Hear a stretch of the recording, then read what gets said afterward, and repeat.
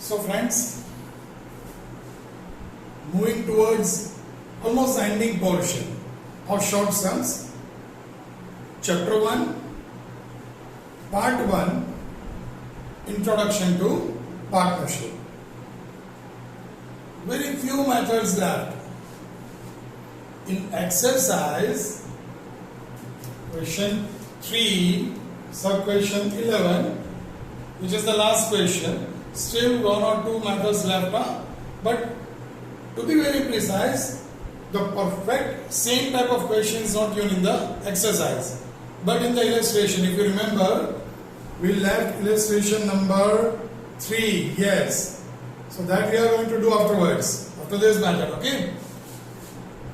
This is illustration 11, which you are going to solve by your own, the same method, okay?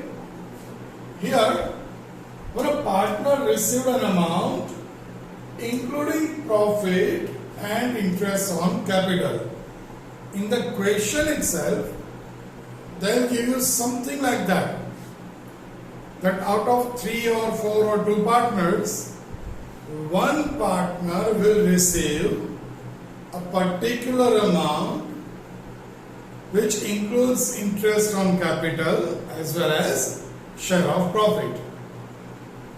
And on the basis of that information, you have to find the amount received by other partners in the same way. But what other partners are going to receive? Let's go through the question. Read the question. See, you can solve this method, this particular question in 2-3 methods. I give you one of the shortest one. You can do the same one instead of tabular format. If you do it in theoretical way, so the length may get doubled, because over here I give you the title interest on capital, but in theoretical way you have to write at every time interest on capital of A, then interest on capital of B, then interest on capital of C, like that. So it becomes lengthy. Okay? We try to convert it into a tabular form. So look wise also, presentation wise also, it looks very nice, as well as it becomes a bit shorter. Clear? Let's go through the question. Question number, exercise question number 3, sub question number 11. The question is, A, B, C, 3 partners are there, sharing profit and loss in equal proportion, P&L ratio, equally distribution. Their total capital is 4,50,000. Here total capital is given. Their proportion of capital is 1:3:2. Take care. Normally, when we used to speak like 1:2:3. But here it is given 1:3:2. Clear? Firm pays interest on capital at 9%. Partner C has received rupees 73,500 including interest on capital. Determine the amount payable including interest on capital on partner A and B. Is it clear? Again, they give us information of C, that C is receiving 73,500 including interest on capital at 9%. Question mark? Any confusion? If you are having, read it again. Okay? Now, for the solution, amount received by any of the partner, not only C, whether it's A or B, they are going to receive amount in this way. Their amount received equals to interest on capital plus share of profit. By clear this formula, you can solve the table. How is it? I put the same formula. Over here. Total amount, that is amount received by partner, equals to interest on capital and share of profit. Okay? You may feel how this comes, but actually we are going to find A and B. But you know that C's amount is already given. This amount is already given, 73,500. Okay? Let's start solving this table. First of all, I put 73,500 over here. Any problem? Okay. Now, for C only I am calculating. You can do it in different way. Let's do it in that way. First of all, calculate interest on capital. Do like this. A, 4,50,000 into 1 by 6, because 1:3:2 is the capital proportion. So I am just doing it like that. 1 by 6 into 9%. Directly it comes to 6,750. You can use calculator along with me. While I am solving this question, you must use calculator in a proper way. Then B, 4,50,000 again, 3 by 6 because his ratio is 3 by 6, 9% the same, and you will get 20,250.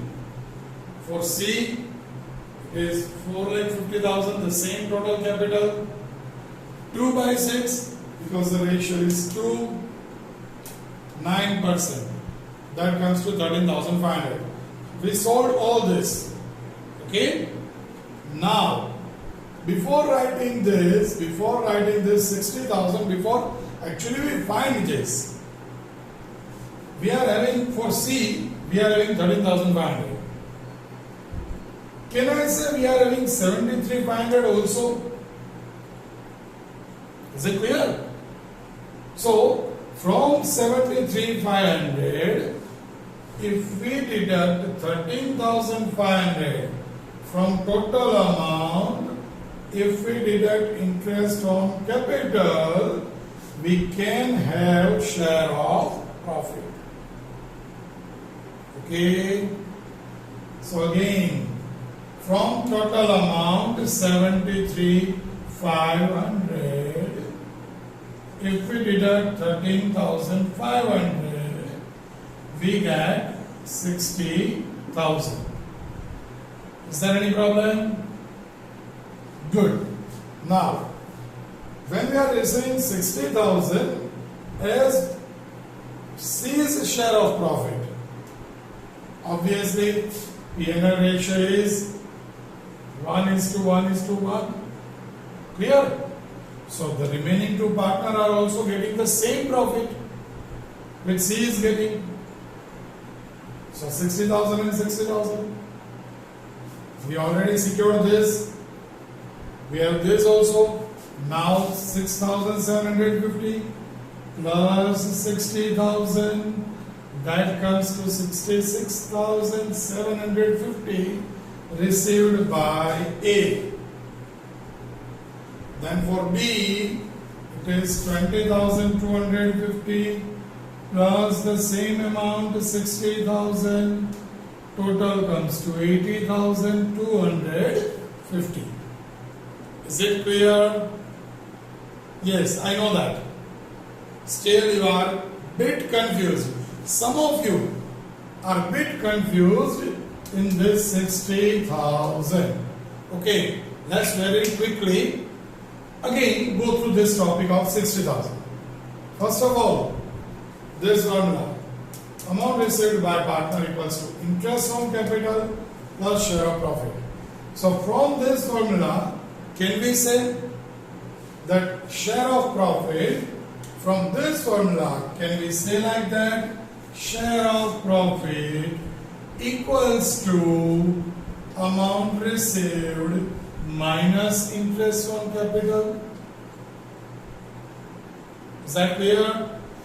Share of profit equals to amount received minus interest on capital. So on that basis, amount received 73,500 minus interest on capital 13,500 because we are having the amount of partner C. So 73,500 minus 13,500 equals to 60,000. That is share of profit. And when C partner is receiving 60,000, because P&L ratio is equal, the remaining two partner also receive same amount. Is it okay now? Still, if not, so the same words which I used in last method, you can rewind the lecture. You can even entirely review the lecture. You can see the entire lecture again. But what I personally believe, no need to go through the entire lecture, the entire method. Just go through clarification of this topic. That too also in case you are confused. If the method is clear to you, that's great, real is very nice. And just do write the entire one systematically in your classwork as well as understand it properly once, again one, and then solve illustration 1, that is 11 number. In the entire method, the important topic is this 60,000, how we derived it. Still, if you are confused, definitely you can contact me at any time. Okay? But do take care. This 60,000 is an important one. Clear? With this, we are ending our exercise question 3, short sums. Still one illustration, that is illustration number 3 is left. After this method, we are solving that, and with that, from textbook, short sums will be over. Yeah, chapter 1 will not be over, but short sums we are going to conclude. Is it clear?